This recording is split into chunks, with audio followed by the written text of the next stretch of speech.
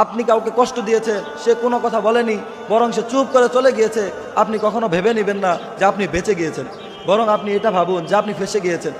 হয়তো এমন হতে পারে যে তার আপনার সামনে কোনো কথা বলার যোগ্যতা নাই, আপনার সামনে কোনো কথা বলার ক্ষমতা নাই, কিন্তু সে তার ঘরের মধ্যে গিয়ে আল্লাহ তাআলার দিকে মুতাওয়াজ্জি হয়ে জায়নামাজটাকে বিছিয়ে সে আল্লাহ তাআলার কাছে হাত দুইটাকে উঠিয়ে আপনার নামে বিচার দিয়ে দিয়েছে।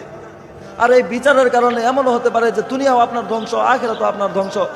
সে যদি আল্লাহ তাআলার কাছে বলে দেয় যে হে আল্লাহ, তোমার অমুক বান্দা আমার সাথে আজকে এরূপ আচরণ করেছে, তোমার অমুক বান্দা আমি আজকে দুর্বল হওয়ার কারণে, সে আজকে সবল হওয়ার কারণে সে আজকে আমার সাথে এরূপ আচরণ করলো, আল্লাহ তুমি এর বিচারটা করো।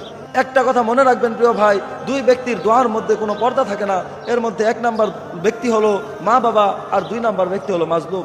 মাজলুম ব্যক্তি যদি এই জালেমের উপর দোয়া করে, জালেমের বিরুদ্ধে দোয়া করে, তাহলে আল্লাহ তাআলার মাঝে আর এই দোয়ার মাঝে কোনো পর্দা থাকে না, ডাইরেক্ট কবুল হয়ে যায়। অথচ আপনি